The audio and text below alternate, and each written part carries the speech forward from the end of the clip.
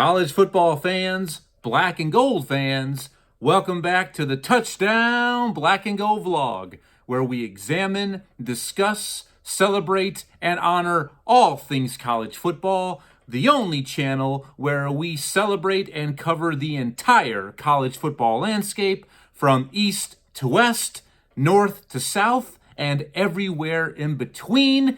If you are a college football fan and you've been searching the internet for a safe zone, a safe haven, a gathering spot for all things college football and every college football fan, welcome home. I am your usual host, Blair Parks. It's great to be back with you, and this is my Week 6 review and recap episode of everything that happened over the weekend during Week 6, which absolutely ended up being Separation Saturday.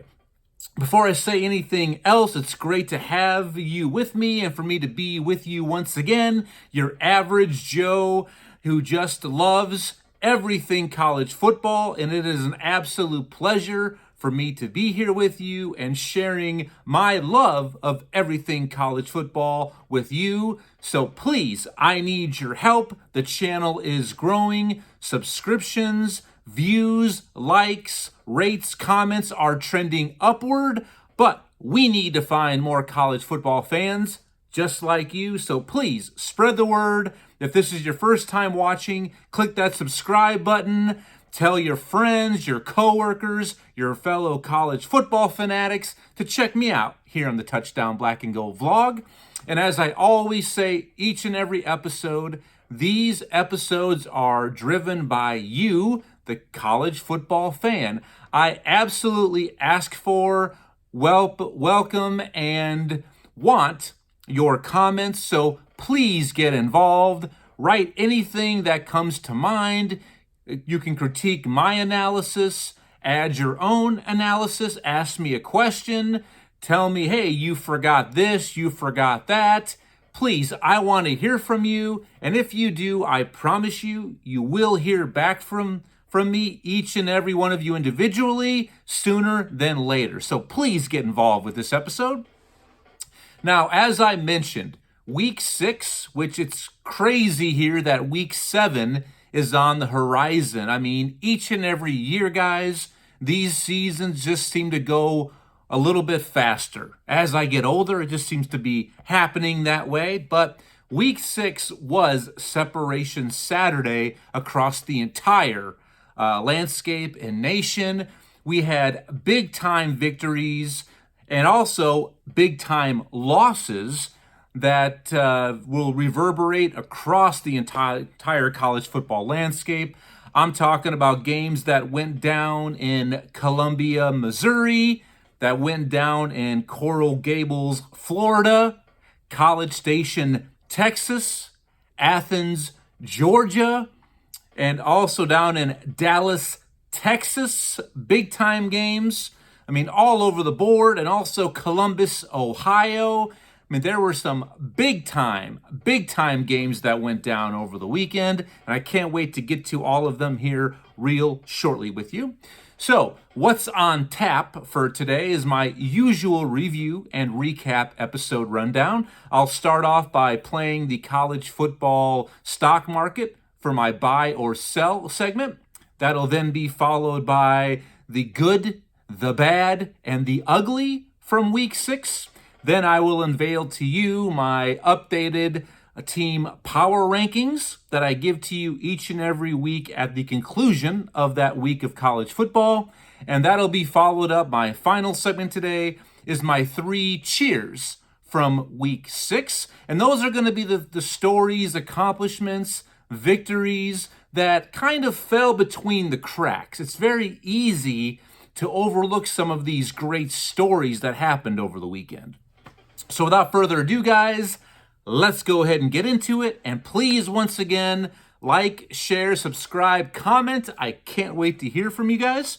So let's go ahead and move on to get to my first segment today. Just need to wait for that opening bell. And there it is. The stock market is open. It's time for me to put on my best attire, my Wolf of Wall Street, and let's see how I play the college football stock market. So this is how this segment goes down. I have 6 hot takes for you. These are things that I just typed or thought of spur of the moment, and then I had a chance to kind of go back and ponder and answer. So what I will do, I will say what that hot take is, and I will give you a simple, do I buy or sell that statement at this time? And that's important to know. This is as of today, if it's a buy or a sell. All right, so my first hot take deals with the results of the Red River rivalry that took place on Saturday. I mean, hands down, I think one of, if not the best game of the season, just how it was back and forth. OU, Oklahoma, did upset their arch rival Texas. Big time victory for Oklahoma and potentially a tough loss for Texas. But let's go and get into my hot take. Following Texas's defeat versus Oklahoma, and assuming that Oklahoma does pick up a loss, the Big 12 will not be represented in this year's college football playoff field. I'm buying that, guys. I look at the Big 12 from top to bottom, the strength of schedule, and I just don't see a team with 1 or 2 losses from this conference making it into the college football playoff field. Now, if it was next season with the expanded playoff of 12, absolutely. But this is the last year of the current 4-team playoff format. And I just look at what's going on there. I mean, Texas, yes, they have that uber big-time victory in the non-conference, that win at Alabama, which is looking much better right now because it seems like Alabama has kind of righted the ship a little bit. And I'll talk more about Alabama here in a little bit. But Oklahoma played nobody in the non-conference. Now, they are undefeated overall and also both within Big 12 conference play, but they still have a sneaky game left. They go to Kansas and to their arch rival Oklahoma State in this year's edition of Bedlam. And you know the Cowboys would want nothing more than to send them packing from the Big 12 to the SEC with that loss in there. That'd be a tough loss to stomach for OU, the Sooners. So I just think both of these teams are going to pick up one more loss. I mean, we might end up seeing these two teams again rematch in the Big 12 title game, but I'm sticking with my Kansas pick. Now, I did not pick Kansas to win the Big 12, but I told you I think they will get to the Big 12 title game and face either Texas or Oklahoma, but I just don't see the Big 12 being represented in this year's football playoff. I just don't, because of the lack of depth in that conference and just how everything else is going to play out among the other power conferences and how much better they've looked and how much more competitive they have been within their conferences. My next hot take, now this comes down to in regards to the game that took place in Athens, Georgia. Georgia absolutely spanked undefeated Kentucky, made a huge statement win and victory, really kind of that, with that victory getting a little more out front of the SEC East Division. But my hot take is, if Georgia loses in the SEC title game, and let's say that's their only loss, they will not be invited to participate in the college football playoff. I'm going to sell that as of right now because we've seen this play out before. If Georgia runs the table, goes 12-0, and then loses in the SEC title game to either LSU or Alabama, I still think they will be invited to play in this year's college football playoff field, even though I think they have not proven that. I mean, their schedule overall is Charmin soft, but I do think they will lose one of these next 3 games. Well, not next on the schedule, but of the following 3 games, I believe they will lose either at Kentucky or at Tennessee and at home against Ole Miss. And at that point, if Georgia goes into the SEC title game with one loss, win or lose, I don't know if they deserve it. Because who did you play in the non-conference? Yeah, the answer is nobody. And who did you play from the SEC West? I mean, you are hosting Ole Miss, but they don't play LSU, Alabama, Texas A&M. They don't play any of those heavyweights. Nobody. All right? So, but as of today, if they go 12-0, lose, I still think they would be in the playoff. Let me know what you think about that. Please comment, like, share, subscribe. My next hot take, dealing with the Alabama at Texas A&M game, which Alabama was able to leave College Station with a victory. I believe it was 26-20. After surviving their trip to College Station, coupled with already defeating Ole Miss, Alabama is now the favorite to win the SEC West Division. I got to go with the bye. And who would have thought this 2-3 weeks ago with how bad they looked offensively, especially at the quarterback position and that offensive line, which still needs to get a little bit fixed, by the way, that it was hard to imagine this. But they already have that win, as I said, over Ole Miss. They host LSU later this season. LSU has that one loss already at Ole Miss. It's going to come down to the wire, but it's hard right now to bet against the GOAT, Nick Saban, and Alabama. I think they right now are the favorite to win the SEC West. Now, I'm not saying they will win the West, but they hands down absolutely are the favorite to win after getting that big road victory over the weekend against A&M in College Station. My next hot take, the Pac-12, as of right now, has the best opportunity to send multiple teams to the college football playoff field. I'm going to go with the sell on this. And this was a tough one because I've been saying all year, and I'm sorry if you are going to disagree with me. You have that right. No disrespect. That's why I love having some banter with you, the college football fan. But the Pac-12, top to bottom, is the strongest and deepest conference. It is almost historic how good the quarterbacks are in the Pac-12 this season, which is really unfortunate because it is going away. I mean, who knows what the hell is going to happen with the two teams remaining, being Oregon State and Washington State. And I think they are, hands down, the best conference, but I think they are going to cannibalize themselves. There's a huge separation coming up during Week 7. We have huge games across the Pac-12. I mean, the West Coast is going to be completely showcased this upcoming week, and we'll talk more about that later. But I definitely think a one-loss Pac-12 championship team will make the college football playoff. Now, will a second team, maybe that picks up one loss, be invited as an at-large? Possibly, but I just don't see it right now. I think the conference that sits prettiest right now as far as getting multiple teams in the playoff field absolutely has to be the Big Ten because of that three-headed monster in the Big Ten East between Michigan, Ohio State, and Penn State. All three are undefeated. I do think they each will pick up one loss when they play each other. So I think we're definitely going to have one, if not two, of those Big Ten teams maybe make the college football playoff. So I'm selling that one about the Pac-12.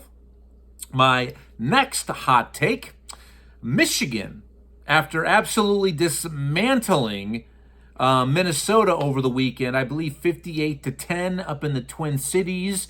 And the week before that, absolutely embarrassing Nebraska and Lincoln, I believe 45-7. Right now, Michigan is the best team in the nation. That's an absolute buy. They are the best team in the country. I know Georgia's good.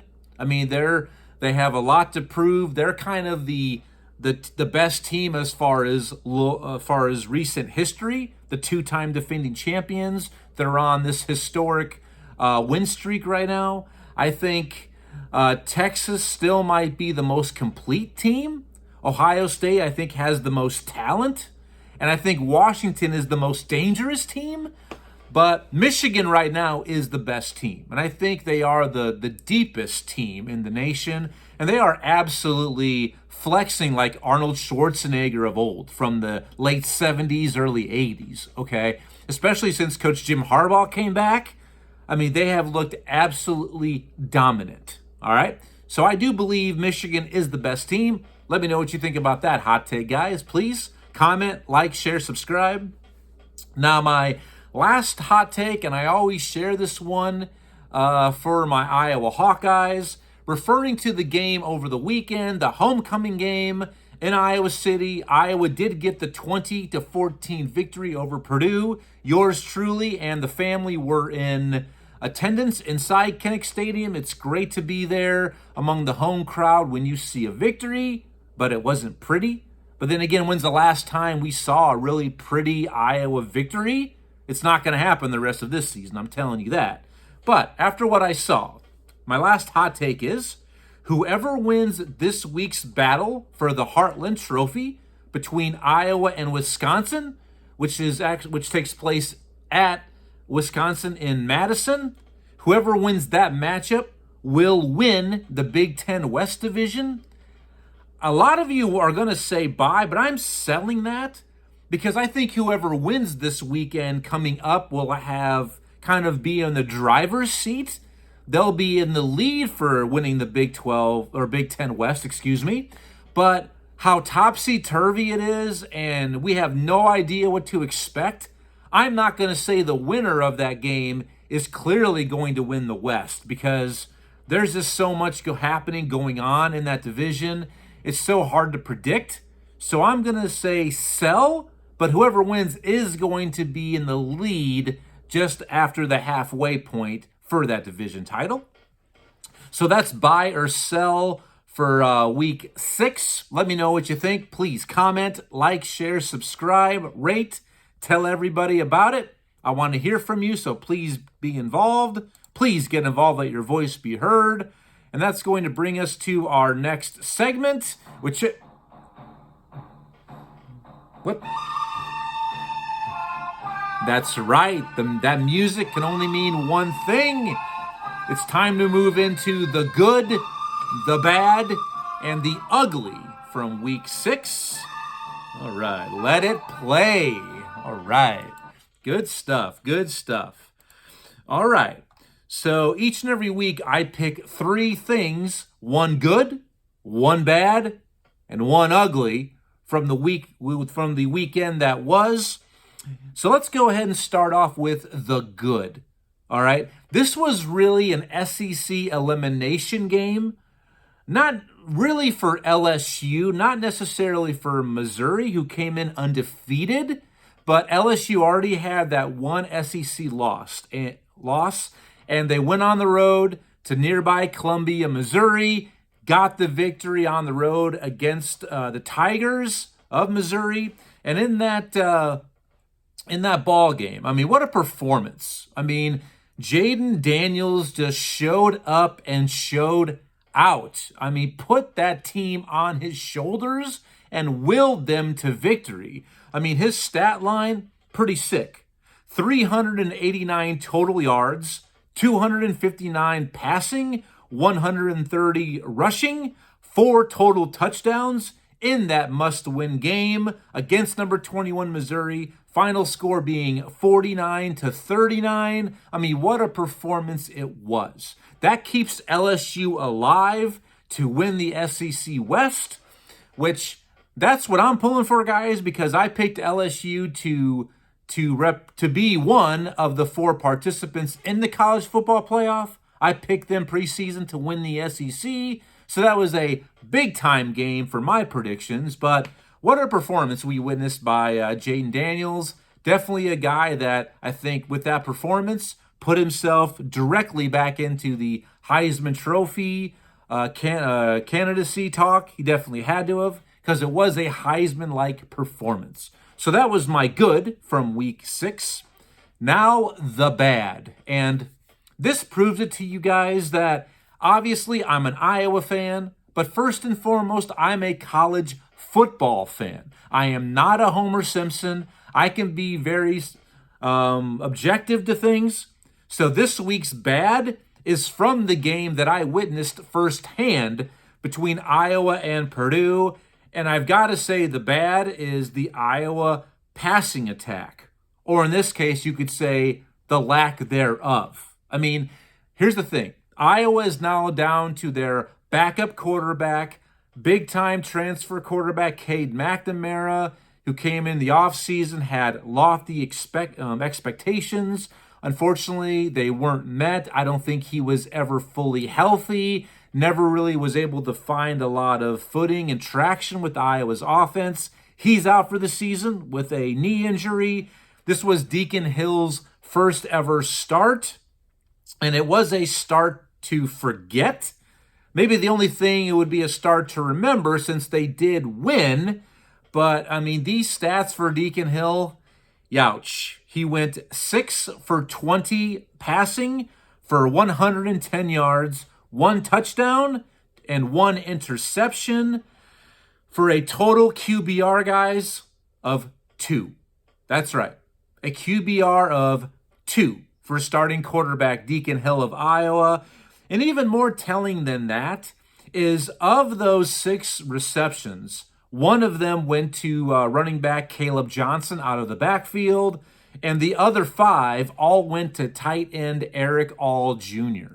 So another game where Iowa's wide receivers, that entire unit, had nothing to do with the outcome of the game, were never really involved. This is something that has to change. But like I said in the opening, that it's just not. This is the way it's going to be throughout the rest of the season, guys.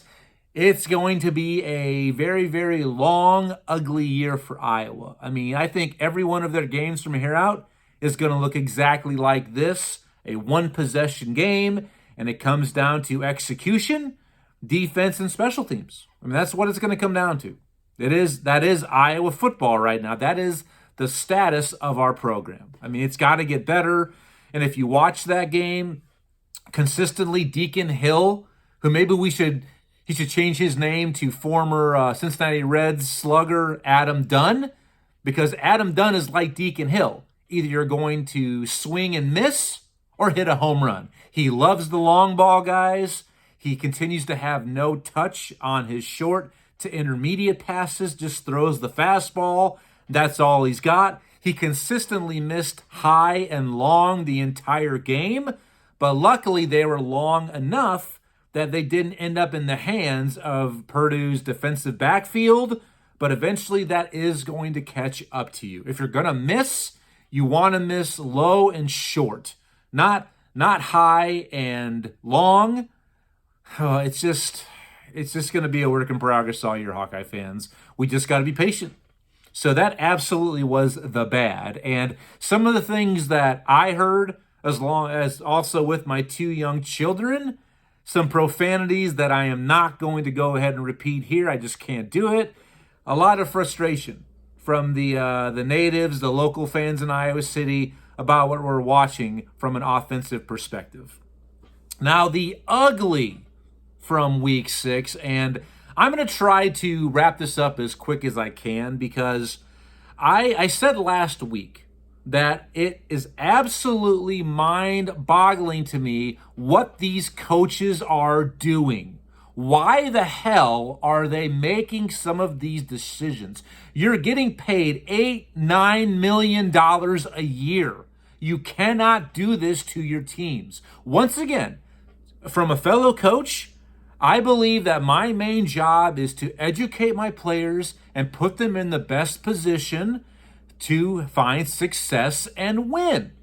These coaches are doing the exact opposite. And what I'm referring to is what we saw transpire with, 33 seconds remaining, all right, between down in Coral Gables, the game between Miami and Georgia Tech. With 33 seconds left, deep in Georgia Tech territory, Miami has the ball, 3rd and 10. They're leading 20-17. Georgia Tech is out of timeouts. So all you have to do is take a knee, But Coach Mario Cristobal of Miami chose not to do that. They ran a play, a handoff. Ultimately, it led to a fumble recovered by Georgia Tech. And then in 3 plays, I believe, with 1 second remaining, they connect on a 44-yard touchdown reception. Georgia Tech goes on to win 23-20 in just unbelievable and improbable fashion. That clearly falls on Mario Cristobal and his coaching staff to not simply take a knee. They call it the victory formation for a reason. The most welcomed, greatest, awesome, best play from an offensive perspective that you ever want to hear be called or run.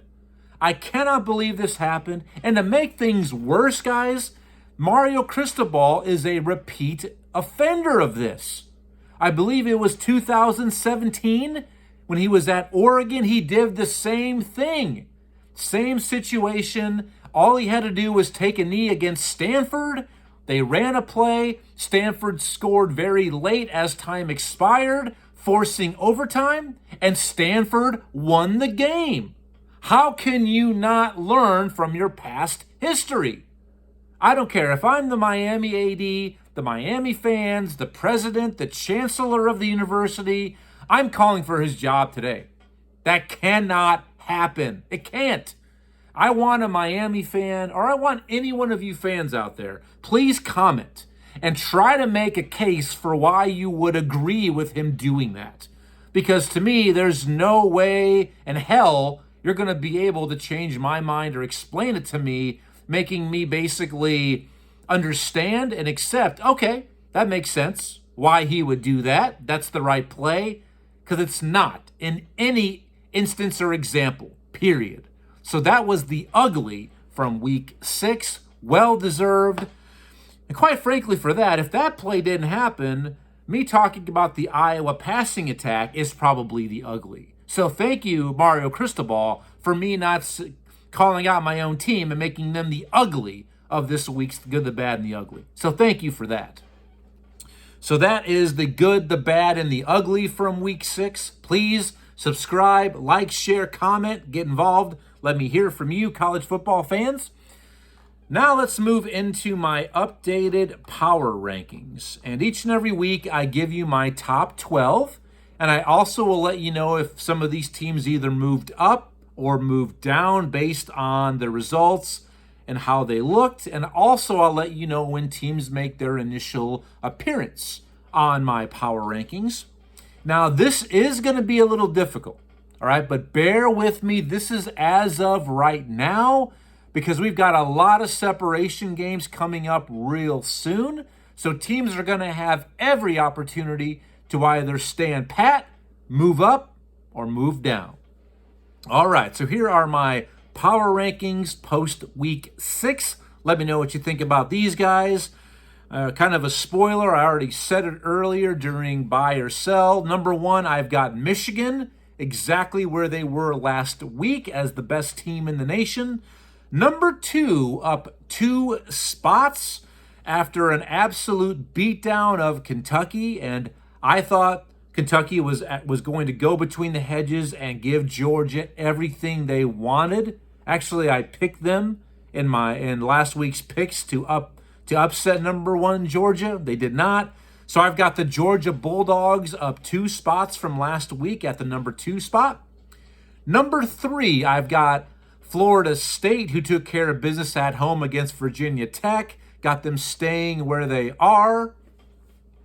Number 4, I've got up 1 spot. I got the Ohio State Buckeyes after their defeat, after they defeated Maryland on Saturday, a matchup of undefeated teams. So I got them up 1 spot to number 4.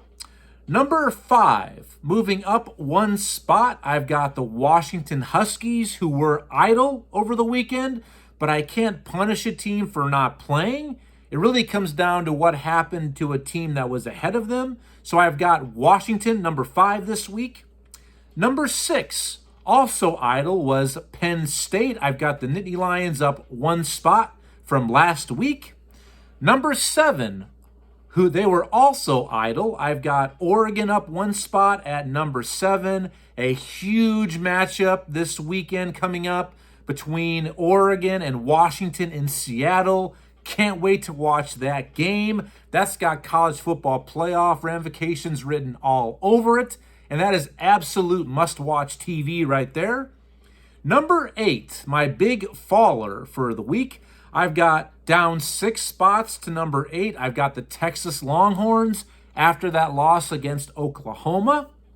So, I know what some of you Oklahoma fans are saying. Whoa, he hasn't said Oklahoma yet.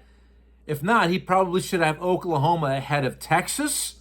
I told you I'm not all sold on Oklahoma quite yet. And it really comes down to Texas having that non-conference win at Alabama. That's why I have them ahead of Oklahoma. And also, this was a neutral site game. If this game would have happened in Austin, which I'm quite frankly tired of seeing these rivalry games at neutral sites, there's no reason why this shouldn't be a home-and-home series game every year in Austin and Norman, just like the outdoor cocktail party. It shouldn't be in Jacksonville. Make it, every other year. Have it in Athens. Have it in Gainesville. I'm sick and tired of this happening, all right? But I've got Texas, number 8. Number 9, after their big-time road victory in College Station against A&M, I've got Alabama up 2 spots from last week. Now at number 10, making their initial appearance on my power rankings, are the Oklahoma Sooners. After that upset over Texas, they currently sit undefeated. So for this team, they still need to show me a little bit more to climb that ladder. But I've got them in my top 10. Number 11, even though they won, their defense continues to look suspect as all hell. I've got down 1 spot from last week to number 11, USC, the Trojans, who are undefeated, but their defense has got a lot of work to do. They ended up winning in overtime at home against Arizona, who's in a major rebuild. I mean, and Arizona has been so close the last couple weeks, guys.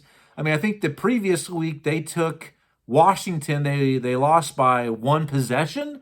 So Arizona is knocking on the door, guys. But USC, you've got to win big at home against that opponent in that situation. Now, bringing up the rear and making their initial appearance on my power rankings, I have number 12, Oregon State, the Beavers. I mean, all they continue to do, guys, is just win. I mean, and they keep winning convincingly. I mean, we all know they have a strong defense. They're strong along both lines of scrimmage, the O-line and the D-line. I mean, sound, smart coaching. They don't beat themselves. But transfer quarterback DJ Uiagalelei from Clemson is paying dividends.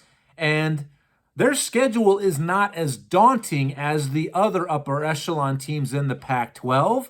So Oregon State's going to be one of those major players. They are. I mean, don't sleep on this team. And they've got a big-time game this weekend coming up. They host ranked UCLA, who knocked off Washington State over the weekend.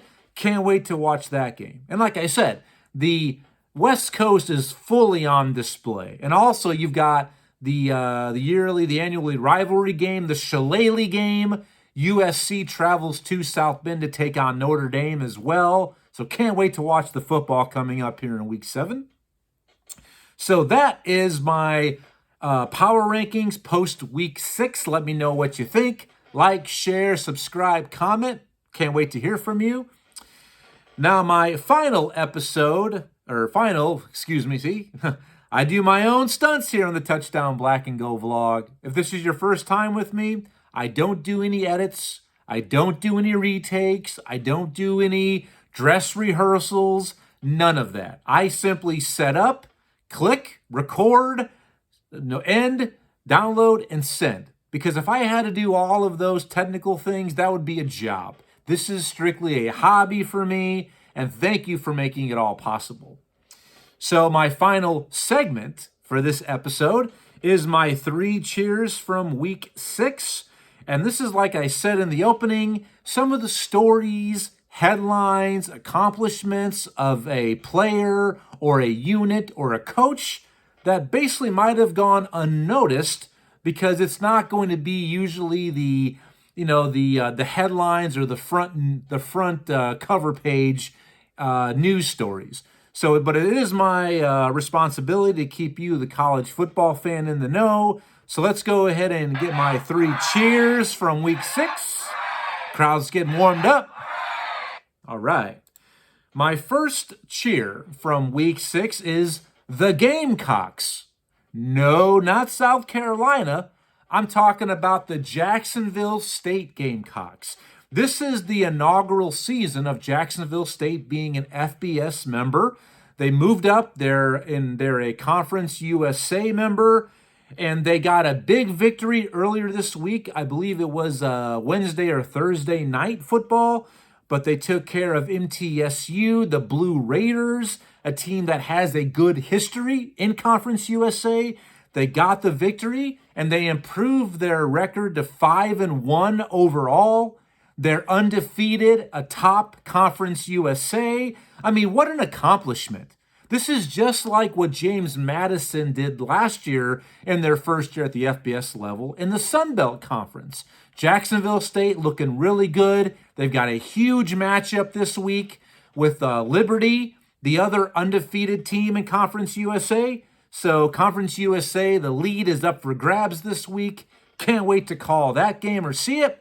But until then, guys, got to give a little tip of the hat and a congratulations to Jacksonville State and Coach, if you didn't know this, by Rich Rodriguez. It's great to have Rich Rod back at the FBS level. So for you, the Gamecocks of Jacksonville State, take a bow. You deserve it. Soak it up. All right.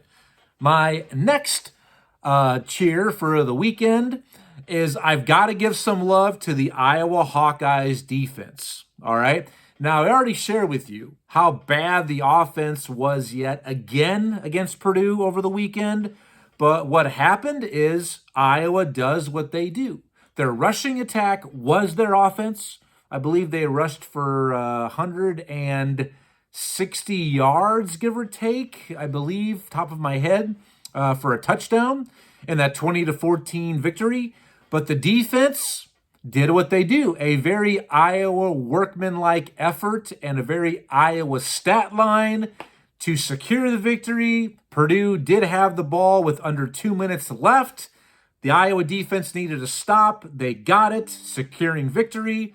And that day, coming into the game, Iowa's defense was last in the country in sacks, which is a crazy, crazy thought, even though their tackle for loss numbers were way up. But here's the stat lines for Iowa's defense. Saturday against Purdue, they recorded 6 sacks against quarterback Hudson Card. They recorded 12 big tackles for loss, and they forced 2 interceptions. So what a legitimate stat line and performance by the Iowa defense to secure that victory. So Iowa D and defensive coordinator Phil Parker, this one's for you. Take a bow. You deserve it. It was great to see you guys in action in person. All right, my last cheer from week 6.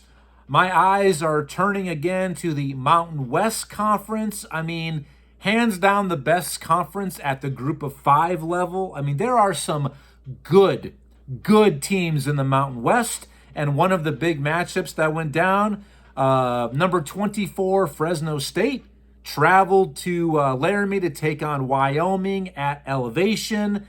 Great game. This guy picked Wyoming in picks last week. I got it right. Wyoming was able to hold off Fresno State, and they did knock off Victor E. Dog and the Bulldogs 24-19. And in doing so, that was Wyoming's first victory over a ranked opponent since November of 2016. So it's been a long time coming for the Cowboys. And what What's not more Americana than that? The Wyoming Cowboys. How can you not get behind that? So great win for Wyoming and the home folks. They've got a huge matchup this weekend coming up, another have-to-watch game. It's prime time, 7 o'clock, CBS Sports Network. You got to watch it. Wyoming, who has one loss on the season, they travel to Elevation to take on the Air Force Falcons in Colorado Springs.